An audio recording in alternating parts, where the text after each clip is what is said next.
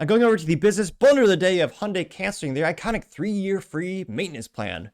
Now, this comes to us thanks to thedrive.com, specifically Nico over there. It says, quote, Hyundai is killing its 3-year free maintenance plan. Since 2020, Hyundai customers have enjoyed one of the most generous free maintenance plans in the business upon buying the car new. Now it seems it's going away. And here you can see a Hyundai dealership with the Elantra, which I think they only make one stick shift these days, which kind of is disappointing. But nevertheless, they're doing, I mean, again, not financial advice, but I wish I bought their stock years ago because it's going up like a rocket.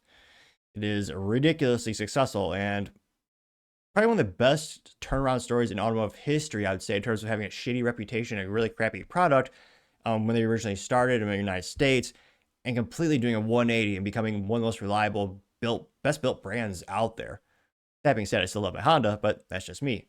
Now, he says, quote, since 2020, Hyundai has had one of the most attractive selling points of any car brand. Free maintenance for 3 years or 36,000 miles, whichever came first. Not all maintenance was free, of course, but routine stuff like oil changes and tire rotations were on the house. These are sort of savings that steal customers away from rival brands.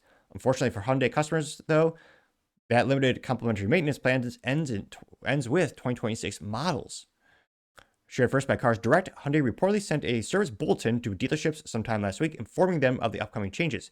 The note told dealers that free maintenance plans would be axed because, quote, the cost of the program grew to unsupportive levels. They say Hyundai PR hasn't responded to the driver's request for comment, but will update this story once we get one. However, the employee at the Hyundai dealer did confirm the validation of the bulletin in question. It is important to note that it is separate from the car's original manufacturer's warranty.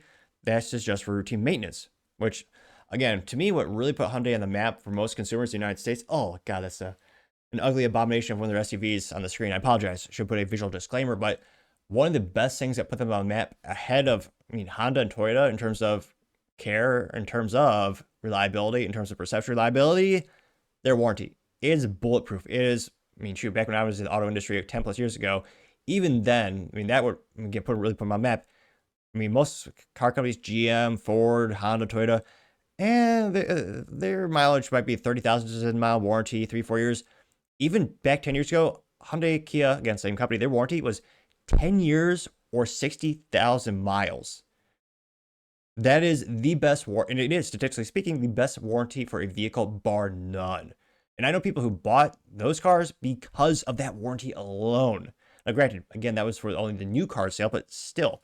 They also know that it's separate to note this is separate from the iconic warranty that I just told you about, which that will remain on hand, which with EVs, I can't help but think it's going to cost them an arm and a leg in terms of having to replace those stupid batteries.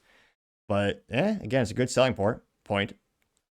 They note that the HCM program provided coverage for Hyundai vehicles models 2020 to 2025. As the program had matured, Hyundai had determined new approaches necessary and will not offer the HCE program for 2026 beyond. They're still debating, what's going to be the new program. Some are saying it's going to be a prepaid basic and prepaid schedule plan. The basic one will just handle oil changes and tire rotations, but the schedule option would cover all the car maintenance mentioned in the vehicle's owner's manual.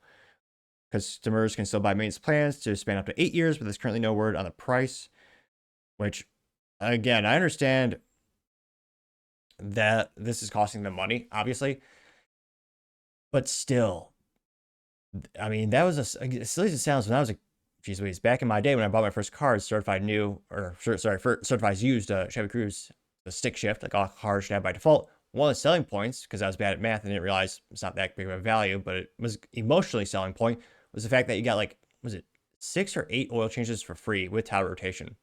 So again, Hyundai and Kia are not alone in having this throughout the years, but if you're, especially a young car buyer, you're not doing the statistical math on how much does that really add in value.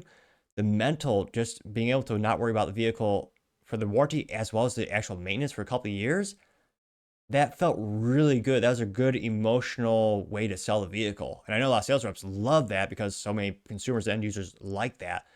And I can't help but think Hyundai should just increase the cost of the vehicle by, what would this realistically call them? Or cost them more accurately? Maybe a couple thousand? Because again, tire rotations, again, you're paying a mechanic much more than minimum wage, granted. But that is a pretty quick job you can do. And the oil, if you're buying in bulk, full synthetic, you have one standard for the entire company like most dealers do. With